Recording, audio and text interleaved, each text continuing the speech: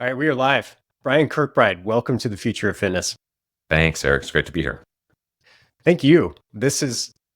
I've been looking at FitLab for a while and seeing all the facets that you guys have to your business and been so curious to learn more. And, thanks to a lucky interaction at URSA and then getting connected to you and, here we are. So I couldn't be more thrilled and curious about everything that is FitLab. And yeah, let's just get into it, Brian. Like, how did you get to be the co-CEO, co-founder of FitLab and give us that journey? I know you have some Nike DNA.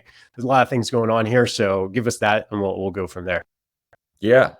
So, the mission at FitLab is to build the first truly integrated platform for the next generation of fitness and wellness consumers. So that's a lot, right? It's super broad. I'm sure we'll talk a lot about what that actually means in terms of what we're delivering. But the kind of short-ish answer to the question is I've been in this industry from kind of every side of it as a venture capital and growth equity investor, as an investment banker, obviously kind of big company executive at Nike, and now on the startup operating side for a long time. And as much as we've seen a lot of kind of new stuff, right, advent of connected fitness and that sort of stuff, the industry itself really hasn't changed. And so when I was at Nike, kind of longer story about why I went to Nike, but at the end of the day, the short version of that is when you look at we think about an athlete pyramid, and when you think of most people who you're trying to help achieve their fitness and wellness goals, it really, we believe, comes down to a lot of inspiration and motivation. And when I was kind of just on the purely financial investing side, when you look around at who's good at that, Nike's pretty good at that. So that's what led me to Nike. When I was at Nike, we became the leader in really one of the founding drivers of digital fitness. We built Nike Training Club, Nike Running Club, Nike Plus, Nike Fuel, and the Fuel Band. And so we really were, talking to millions of fitness members at a time in the industry where others were talking to thousands or 10,000. And so we were really the leader in digital fitness. But if you just really put yourself in that athlete pyramid, what do people need? I've just never believed that people need a digital fitness solution or need a boutique fitness solution or need a mass participation event. We just have things we either like to do or we have goals we want to achieve, right? We want to look better. We want to run faster. We want to get stronger. We want to live longer, whatever it may be. But the industry has always been, I'm a mass participation event provider. I'm a fitness equipment, manufacturer. I'm a big box operator. And so we just keep jamming the thing we have down whoever uses it. And the reality is we see that in churn rates, right? Unless you're at the kind of super low price where it's like an option for fitness, right? You see that in churn rates. You certainly see it in just macro health data. It's just not working for the vast majority of people because we know they want choice, right? And now, kind of again, try to wrap it up. You start to look about a decade ago and you just see this new wave of consumers coming, millennial and Gen Z consumers taking over the market. And to stereotype, just a very, very different consumer set from a behavioral standpoint than X, I'm an X, than X and boomers, right? Like you could jam a contract for a big box down my throat and that's just what you did. So I did it. You don't get, this consumer expects digital integration. They expect community. They expect real depth when in their brands and authenticity in their brands. They expect a really, connected and integrated and accessible environment. And that's just not how the industry has ever operated. And so at Nike, we started to look at how do we pull those things together, because we obviously had this huge brand to leverage and this footprint in digital. And the reality is it's really hard. If you haven't built your business, your operating structure, your infrastructure to be able to provide an integrated solution across that spectrum, you're just mashing stuff together. And there's financial reasons to consolidate some of those operations, but it doesn't improve life for a consumer. So the answer to the question is we wanted to build this integrated platform.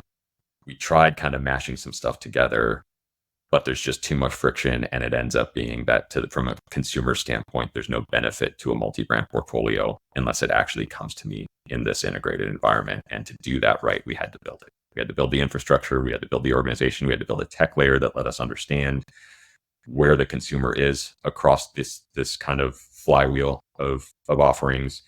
But we believed if we did that, there would be massive consumer benefits, right? We could actually provide the choice and variety and guidance that people wanted across their actual objective, not just here's the hit boutique service I have to try to sell you because that's the thing that I have. And obviously, selfishly, we could monetize, we could acquire consumer wants and monetize them across a much broader economic well base. said. It's really interesting, the differences in the expectations of consumers by generation. I don't think in my lifetime, I'm a Gen X too, I've seen such a disparity between, the characteristics. Like Simon from Pair Sports was on this podcast a few years ago, and he put in such a good storyline. Like he was hanging out with I think it was his daughter, and it was at the Red Box, those things where you can go rent a DVD. And his daughter went to one. She was, I don't know how age, let's say 5, 6, and it's a push button thing, but she was trying to swipe the screen. And he just on him like, okay, well, these consumers have an expectation of certain things that maybe we didn't have in a prior generation. So it's just, I guess it's just the acceleration of technology that's really driving that. Like they're native to these things, right? Yeah. Well, and it's, when you think about it, it's absurd for fitness and wellness to have not adapted at the rate that almost every other sector we could think of has, right? Like this isn't, hey, we want you to sit down on the couch and grab a beer and eat some pizza and watch a movie, which we're kind of all defaulted to like, awesome. Yeah, that sounds pretty awesome. This is, hey, like carve an hour out of your day, come suffer with me, figure out what to do with your kids, figure out how to deal with that stress of work. And by the way, pay me a whole bunch of money to do that. But figure it out yourself. But here's my thing. And just, you're going to have to figure out how all this stuff works together to actually achieve your goal and for you to stay healthy. Like we're asking so much of a consumer in our industry, and our consumer wants to do those things. That's the benefit that we have. We all want to be healthy, but it's very different in practice when you're saying, okay, you actually now at 7:30 after all your meetings and feeding your kids and all of that stuff have to get to the gym.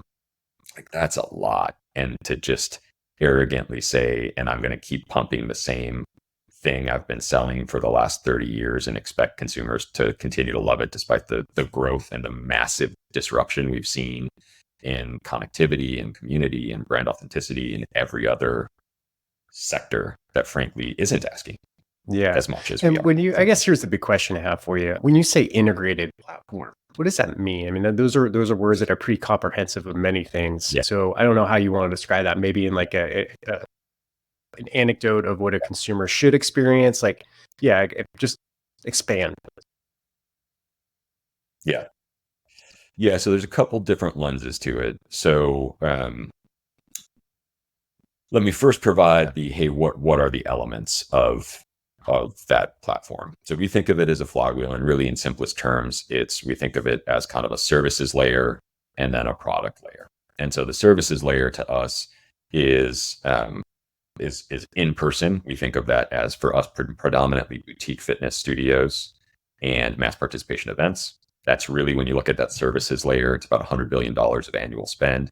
That in-person aspect to it is 95% plus of that spend, right? The third element to it is at home, which we all think of as digital and to some degree some equipment. Obviously, very small amount from a market spend currently, growing nicely. But as we all know, or I think we all have conviction on at this point, like that is how people train, right? Sometimes we do train at home. So this argument of like hybrid is dead after COVID is absurd. Like that is what we do. So that's part one. We want to have multiple brands in that service layer because we need to be able to help people train in multiple modalities, right? We think there's about 10 to 12 key modalities that we need to cover to be able to address the things people want to do. And there's frankly probably many more than that, but we don't want to go kind of too far into the tail. So we think about multiple brands, whether that's, a HIIT concept, a strength concept, a yoga concept, all of those sorts of things. So we have, brands like XPT on the wellness side, and McGregor Fast on the combat side, and Racked on the strength side, and Sanctuary on the HIIT side. We have kind of different brands to fill those needs, but provided in a very again, very specific environment, right? When you walk into our strength concepts, it feel very, very different than when you walk into our yoga concept because you're looking for different things. We're not trying to stretch one thing across this super broad training spectrum and tell you it's perfect for all of those. That was one of the things we learned at Nike. It's just you end up building to lowest common denominator and it's not perfect for anybody anymore. Okay. So that's a service layer. That then also, those service layers act as channels for your products. So products are things like fitness equipment, obviously fitness apparel and accessories, nutrition and supplementation. That's more like $500-600 billion of annual spend. It grows a little more slowly than the service side does. But when you own some of the service channels, you obviously can then integrate those products. So not only can we provide our members with stuff that is built to work together, that they use together, maybe at the studio, and they can also have at their house. But since we know what you're doing at that studio, we know what you're training, it's much easier for us to go, here's also some of the nutrition that you should be thinking about. So that's that flywheel, is kind of services wrapping into products. And the way, without going super deep into the weeds, the way that I think is easiest to visualize it is we think of that flywheel from a consumer standpoint as the FitLab house.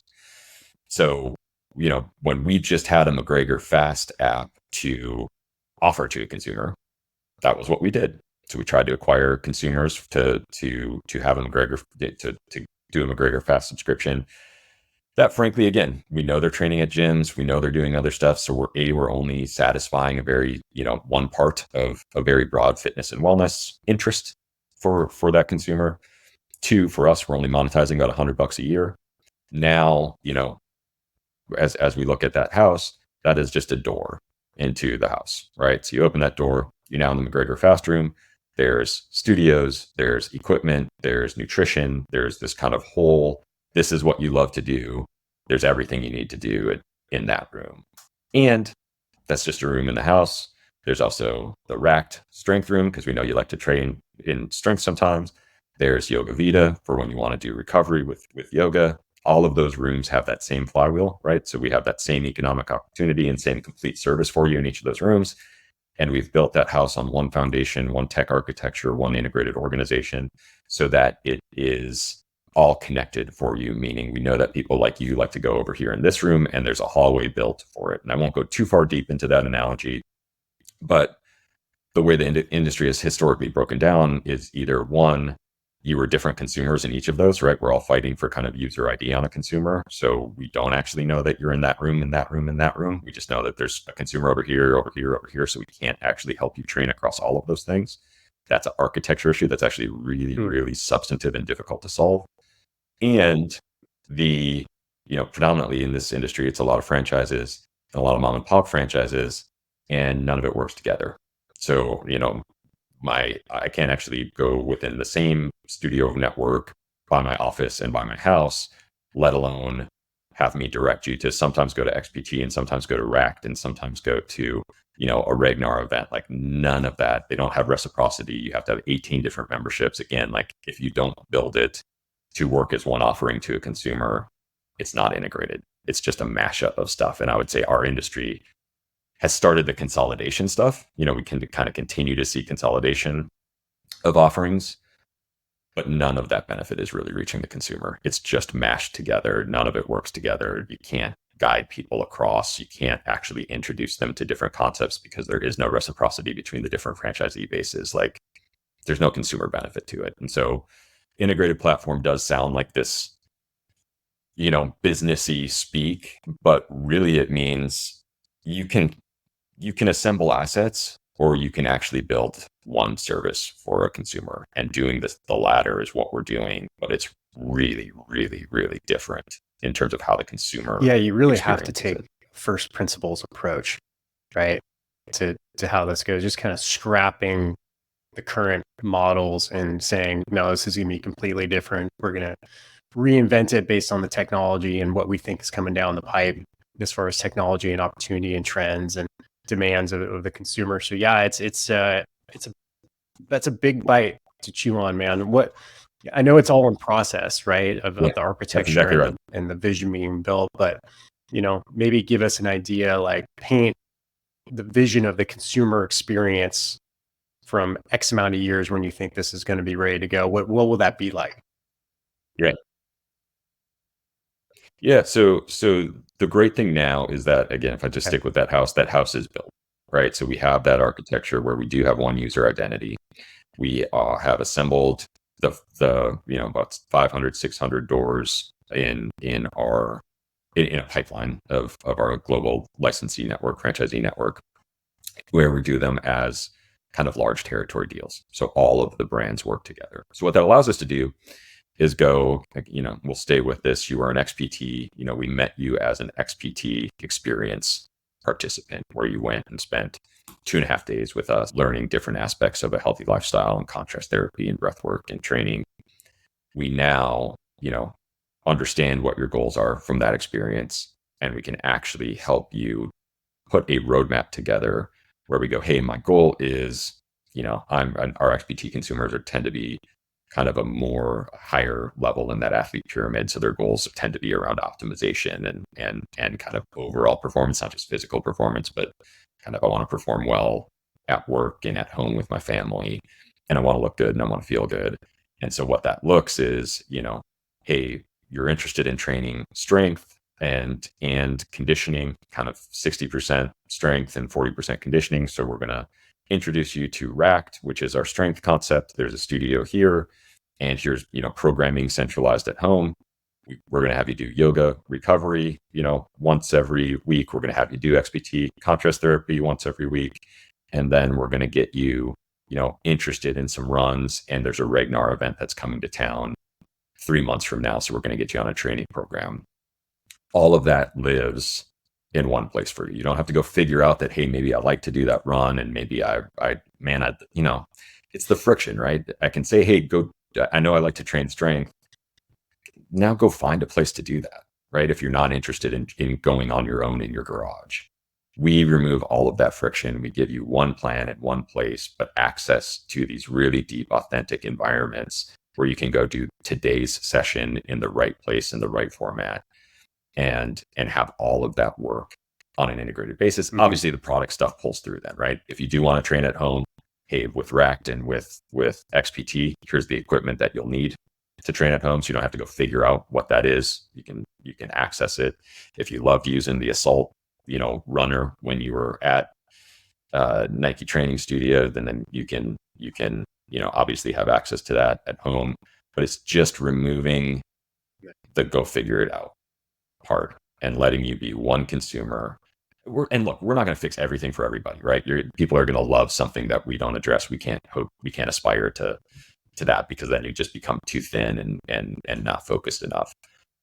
But we can address the big stuff, and we can make it work together. And you can like, what we all know is, you look at churn rates in the industry, and it's not just what, there's certainly spectrum of like, hey, good operators look more like 18, 24 months, and bad look more like 3 to 6 months. So there's certainly a, performance aspect to it. But there's also just like, if you go do sprints every day for 2 years, at some point you're going to get injured or bored. Like, it just is. There's a very small number of folks who are just going to stick with that. So we have to provide choice. We have to be able to genuinely tell you, it's not best for you to come into the studio today. I've done 3 really intense sessions in a row. If all I have is a HIIT studio, like, of course I have to tell you to come into the studio. That is the only, I can't tell you to go somewhere else and risk losing you. When we have this integrated network, we can go, hey, we really need you to do a recovery day. Here's a yoga session you can do at home. Or, hey, here, go hit up this XPT recovery center and do some breath work and do some contrast therapies. You can still feel like you had an active day, but you're not going to be pounding your body into submission, because it's not the best thing for you.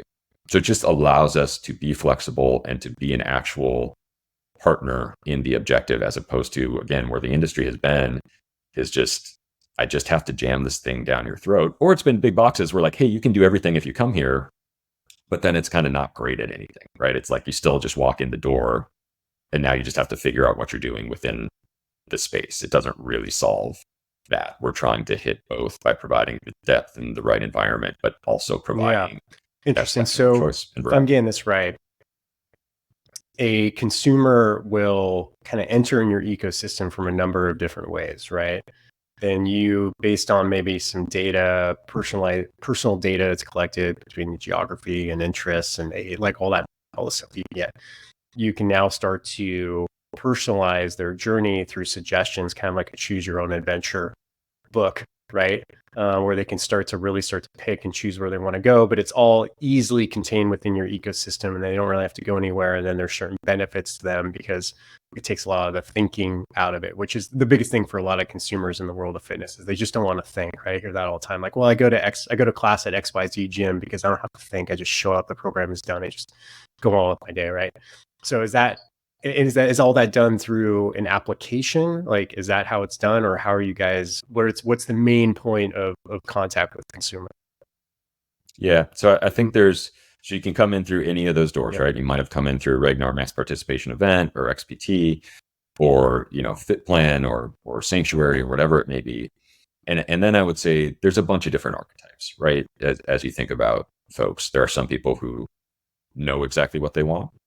There are a lot of people, and there it is, just the friction of, it's kind of like when you look at an at-home workout, if you don't get them to bite pretty early on in the menu of things you're showing them and the recommendations that you're showing them, once you lose them in like, I'm going to search through a library to see if there's a workout that, like, you're losing most of those people, right? They're going to spend 15 minutes searching the library and then said, I already wasted 15 minutes. I'm not going to do it.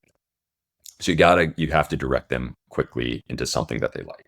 The good news is, hey, we've all learned, the industry has learned, and frankly, across industry, we've all learned to go, hey, consumers who like this thing, like these other things too, right? So we can show you, very easily, you should like this. If you don't bite on those, we also learn then that, hey, so you're more in this consumer set who likes these things. So that stuff's pretty easy.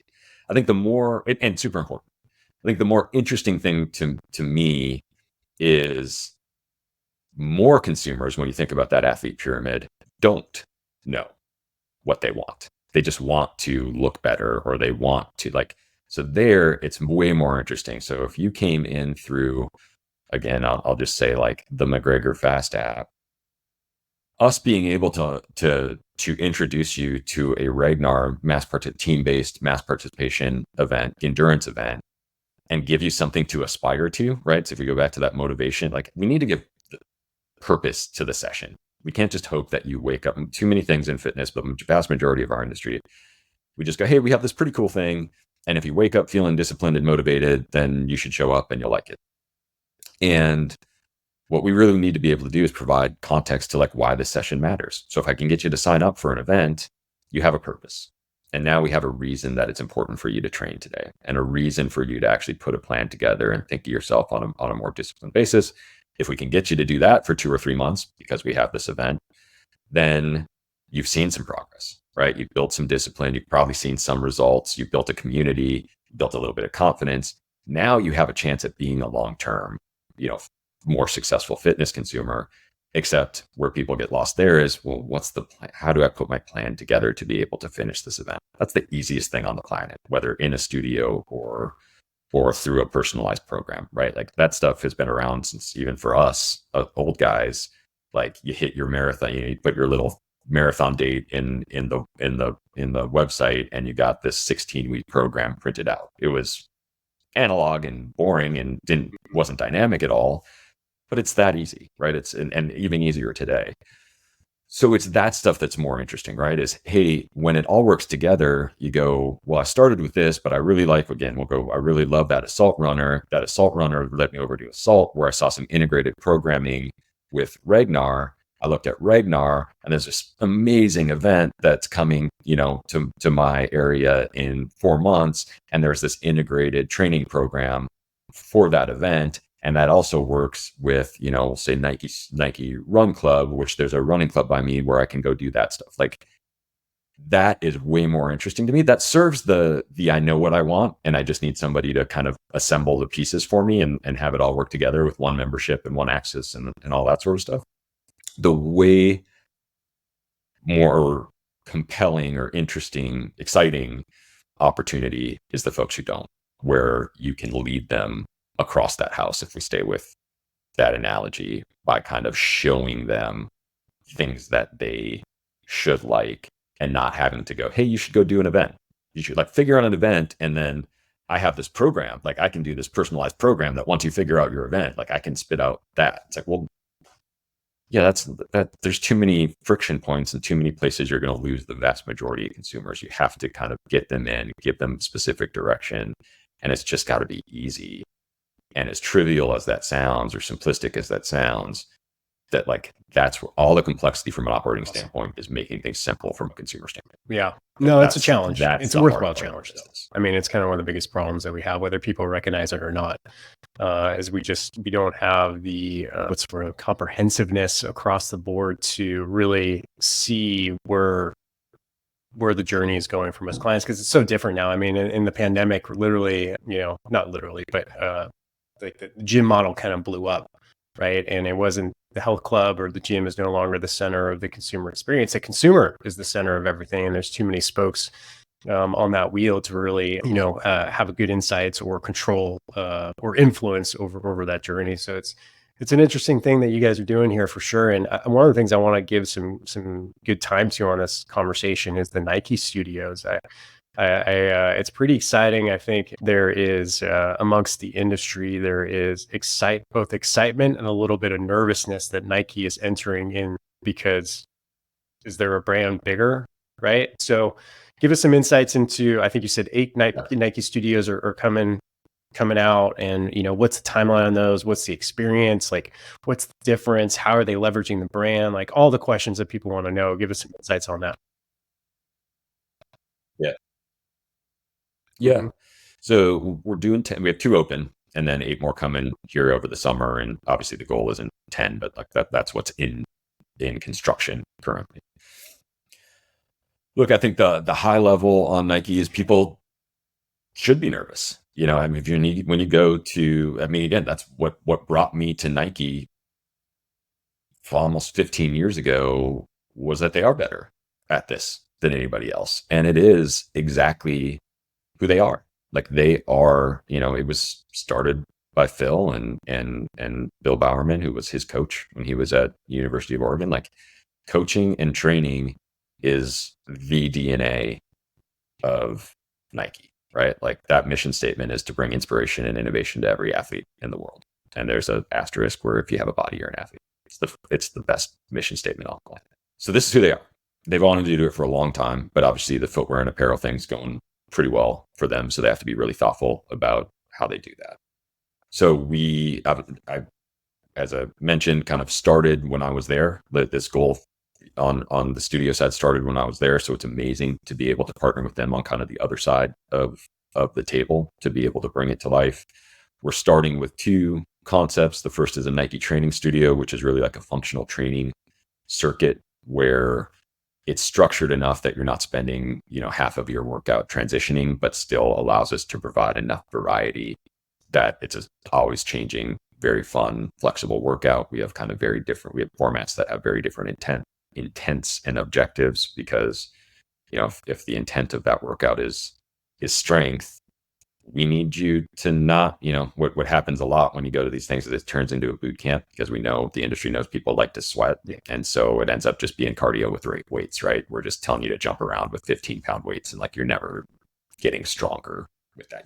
People will feel wrecked and they'll feel sweaty, and they'll look at their watch and they burn 700 calories. So they feel good about it, but it was not doing the thing that it said it was doing. With Nike, obviously it's very important to leverage their decades of industry expertise and provide structured workouts that actually are periodized the way that you would help train an athlete, where we get into the right intents, the right frameworks, the right structure. And when you do that, there's a lot of education you have to do, because consumers, we've kind of been groomed to expect that it's just sweat, suffer, heart rate up.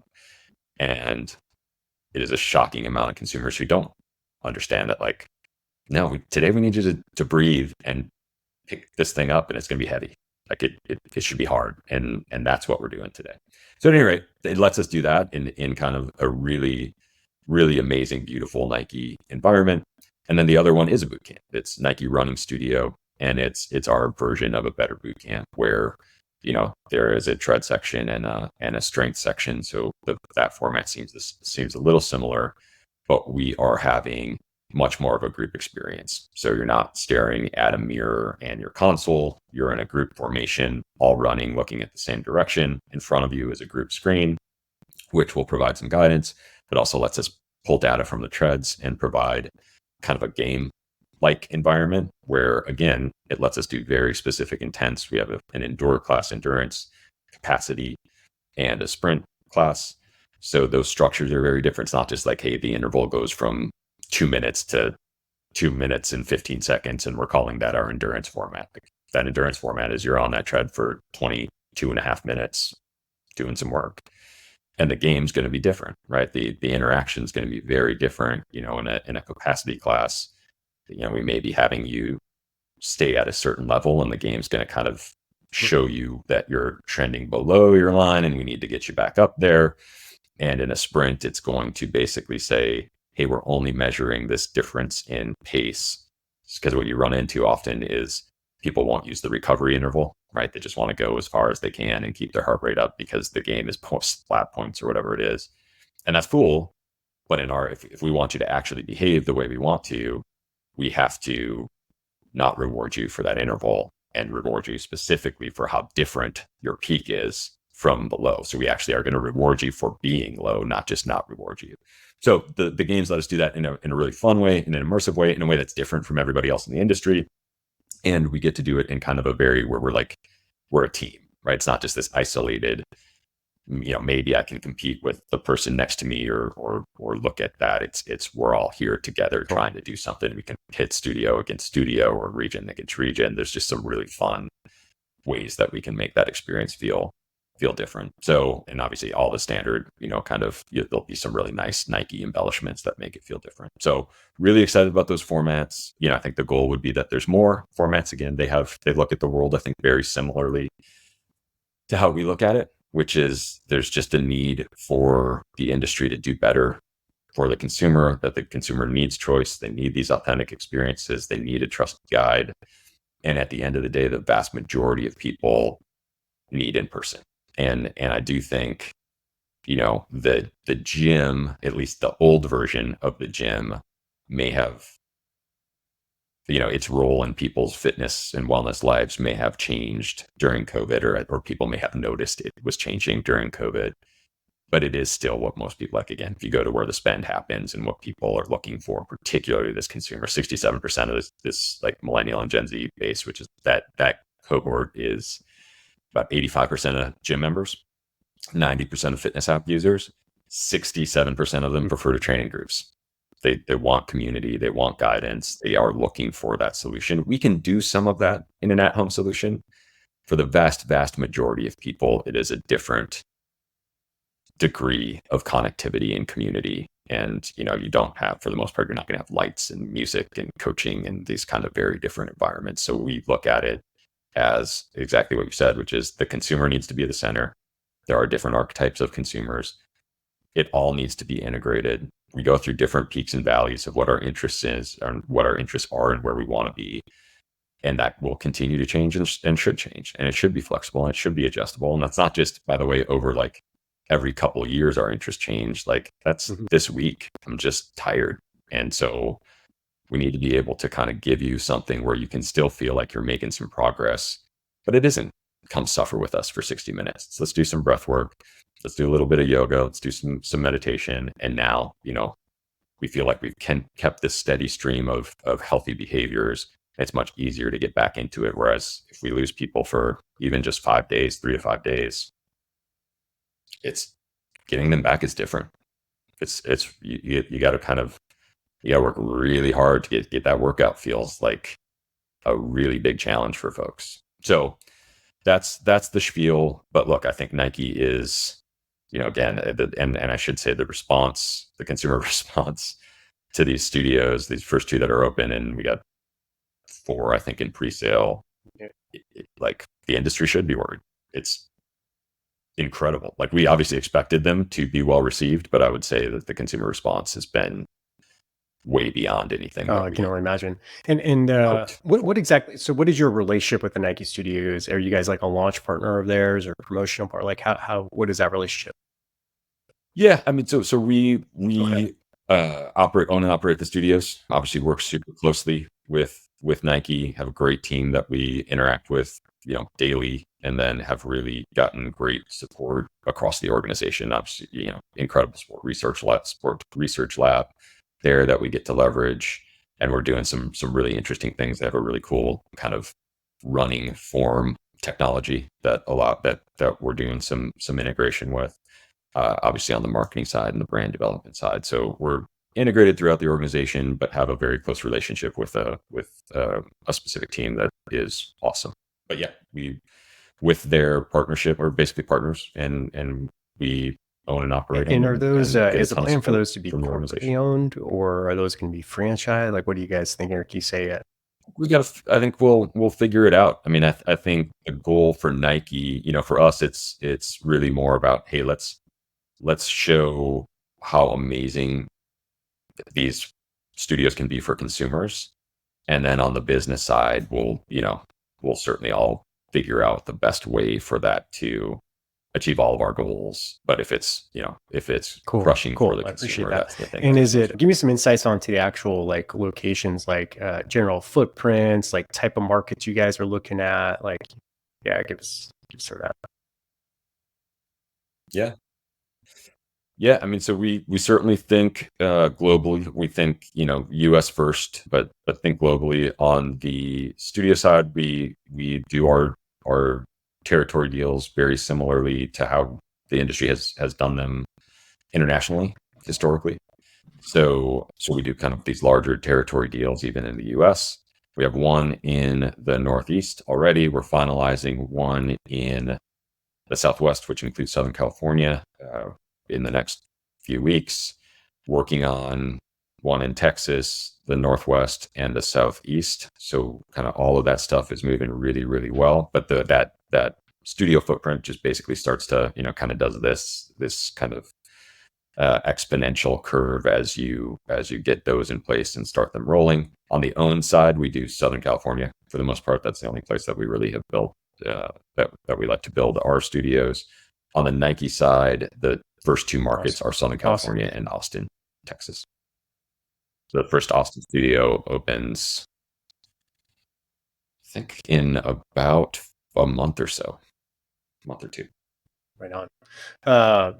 So, in kind of expanding again into FitLab. So you guys have a lot of different brands. I mean, recently RPM, right? Assault. Uh, Give us insights into the types of brands that you guys are looking to acquire, and then when you do acquire them, what does that partnership look like? Are you bringing the teams in? Are you like, yeah? How do you? Because that's culturally acquiring brands is very challenging. I'm sure I don't have to tell you that, right? The numbers and all that stuff is the easy part, but getting everything integrated into one big happy family can be challenging. So first question is, what type of brands are you guys looking to bring in? And then how are you incorporating them into the ecosystem? Yeah. I mean, the first part, I think we just look for, I mean, it sounds almost so trivial when you say it, but like we need brands that people are incredibly passionate about, that consumers are incredibly passionate about. So when you look at fitness, it's just hard, right? If you go back to kind of that part of the discussion. So you need brands that, if you look at Ragnar, like people are getting tattoos, like, and not one or two people, like it's common. So it's not just like we need brands where people are wearing a t-shirt or putting a bumper sticker on the car. Like we need that, but you need that kind of wild passion. If you look at Assault, like if somebody knows what an assault bike is and you mention assault, like you see their face goes, oh, like it's, you can see them. Yeah, it's the worst. Suffering just thinking about it. That's incredible, right? Like it is, like having brands that impact people like that is amazing. And again, in fitness, we just think that's what it takes. XPT is the same thing. Like when you talk to people who have gone through an XPT experience, like they'll cry at the end and talk to you about how it's changed their life and how they think about, purpose and that sort of stuff. So that is, it sounds ridiculous when you say it out loud, but like that's what we look for. Certainly we're very structured and thoughtful about how we go, okay, well, this is a hub in the flywheel. Here's sectors within that hub. Here's something we're missing or we think is super interesting.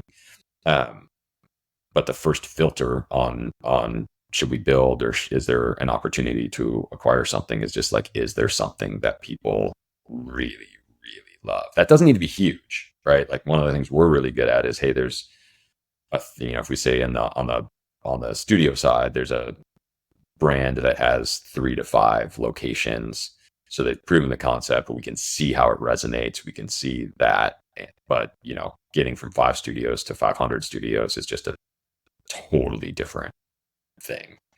That's the part we can be really good at, because as good as the team is at designing concepts, building concepts from scratch, we built Rack from scratch, we built, others from scratch. There's magic to it. And when people have done that part, they've like pulled that magic together of here's how everything fits together and here our consumer is, and we can see it. That's what you're looking for. Then there's a whole bunch of questions of like, is there a deal to be had, right? Is there, you get into all the kind of transaction realities of, is it possible to bring that brand in? A lot of times that takes time. Like Assault was multiple years, multiple discussions. You just kind of got to be patient and find the right time and continue to grind through that stuff. But that's how we look at it. Like at the end of the day, if you don't have something, we can acquire a consumer, but if they don't love it and they're just going to churn out in 3 months, it just doesn't really. There's no point to it. So you just have to have things that people really, really love and that resonate like that. And I think across our portfolio, if I were to point to, so I think, from a differentiation perspective for us, yes, I think this integrated platform is way, way harder than anybody thinks. Anybody who hasn't done it thinks. I think it's incredibly complicated, both on the technology side, but also just on the infrastructure side. And once you have a different infrastructure, a different global network of partners, fixing that stuff isn't like we can fix that in a year. It's like years and years and years to unwind and fix that if you can actually ever do it. So that's a really, really big deal. But I would also say, the days of just Me Too fitness brands, I think are over. I just think the economics, when you just look at CAC and LTV for those things, just aren't going to work. The market's just becoming, I think, more efficient. And so if you don't have brands that really mean something, that really have a purpose and a definition and a tight consumer, target, I just think those are really hard. And we're seeing that, right? Like we're seeing a lot of things just kind of not give up. That's a horrible way to put it, but just we're seeing that consolidation start to really happen. A lot of them are just going away. Some of them are getting kind of plucked up for smaller amounts. I'm not saying that all of ours are going to work. Like obviously that's not true.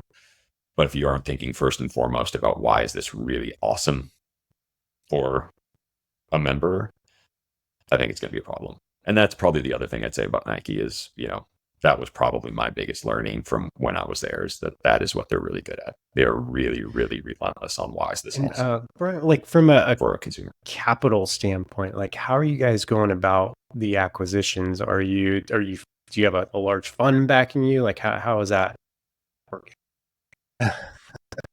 Yeah, that's been a journey, to be honest with you. So when Mike and I started it, it's really the anti-VC. The venture pitch obviously is supposed to be like, I'm going to be the world's best at this, and then maybe 5 years from now, when I dominate that market, I'll start to think about kind of concentric circles. And our one thing, unfortunately, was like, yeah, we want to integrate the whole industry, which is not a great pitch to VCs. So we were able to find some who saw the vision, fortunately. And then I would say, but like navigating that, especially navigating that during COVID and then during interest rates, but like all of that stuff is just, it's been a journey. Now it's a little different, right? Now you look at the business, and again, that house is built. So it's one thing when I'm telling a story of here's who I want to be, and not to suggest that we've built it and it's smooth sailing from here, but we are the thing now, right? There's a whole ton of work we have to do, but you can see the house. And so now it's different. It's also a different asset class of investor that we're talking to as we think through kind of our next. We are kind of having some conversations on who that partner should be as we think about this next phase. But it's a different asset class that we're talking to, right? It's now kind of more growth and private equity investors who who are looking to kind of consolidate an industry and build on a diversified offering. Like they see the vision, and I don't have to convince you that it might be a thing in the future. It is today. You can see the diversified economic streams. You can see the benefit that we have versus some of these singular offerings in the industry. So the answer is, to date, it's been kind of, we have a great family office behind us. We have a couple venture firms behind us. And then really we're out now kind of having a bunch of conversations around a more, Awesome. growth. Last question for you, Brian. What is the biggest challenge that you are facing as a CEO right now, or in Q2 2024? And I ask this in the spirit of, as a community of an industry here, how can we help? Yeah. Well, so I'd probably have different answers if my objective was like, hey, how can the industry help? I think our biggest challenge at FitLab, candidly, this year is focus, right? So there's if you look at these brands, we do have 10 or 11 brands today. There is so much benefit to this diversification and to this choice for our members. The challenge for us as an operator is we can't be spectacular at everything at the same time. Any operator, not just FitLab, which means there's just so many incredible things. We have to move to a phase 2 or a phase 3. And you have to be relentless about what are the 1 or 2, maybe 3 things that you can do. And so there's just like your life as an operator is choice and trade-off, right? Like realistically. And those are really hard. Like there's just so many incredible things that we want to be able to do. And our risk is being too shallow across too many things versus kind of sacrificing timeline on some things so that we can be really awesome. So if you look at our year right now, obviously I talk a lot about studios. Like that is really where our heads are in terms of like getting those territory deals really ramping, getting these 9 studios we're building with XPT and Nike open here over the next 4 or 5 months. Like that is really our focus, because it has to be the primary focus. Obviously, we look at Assault and RPM and getting those 2 brands together on the product side, where you have really 2 of, I would argue, the best brands in functional training. Getting those to work on a more integrated basis for our consumer, making sure that we're plugging them into those studio offerings in the right way. That is probably our number 2. And then, you kind of get into some of the more optimization stuff of how do we bring those brands together in a way that's really powerful. Like we just had our first Ragnar event of the season in Southern California last weekend. And it was incredible to see. We had, I think, 8 of our brands were there. So we had fitness classes going at the finish line. We had fitness classes going on from other brands. We had XPT doing breathwork and contrast therapy. We had Assault there, so people are checking out the runner. Like having that sort of, even when you just look at like literally the tangible physical manifestations of that house coming together, are super, super powerful for us this year. So like those are really the 3 things we have to put the whole organization against. And I mean, there's 25 things underneath that it sucks not to work on, or they're not to, obviously you keep some things moving forward slowly, but that is my biggest challenge right now. Is there are 25 things that we should be doing, but we just can't do all of them at the same time. Obviously if you look at kind of broader macro context, I think there's some things that selfishly are going to be good for FitLab and a handful of folks who are well positioned. But I just think we're going to continue to see a lot of stuff going away and consolidation, but not from a position of strength, right? Kind of consolidation, because we just can't go it on our own anymore. And that's a bummer to see. But I just think you have a lot of operators who kind of fought through COVID and then fought through a really tough macroeconomic environment, and they're just kind of tired, or the debt's due, or, whatever it might be. And so I do think there is a ton of opportunity in the industry, but there's going to be a kind of a correlated amount. Well, Brian, I appreciate this. It's been like I said at the beginning, I've just been very curious to learn more about FitLab and kind of the inner workings of what you guys do and the vision. Obviously, it's easy to look at the brands that you guys are working with and acquiring to have some idea, but to get clarity from the top down is very valuable. So, if people want to, get in touch with you or your team or anything like that, where would you like them to go? Yeah, I'd say come check out the website. Best place for us is go check out the website, fitlab.com. That will give you a better sense of what the brands are and kind of what the touch points are.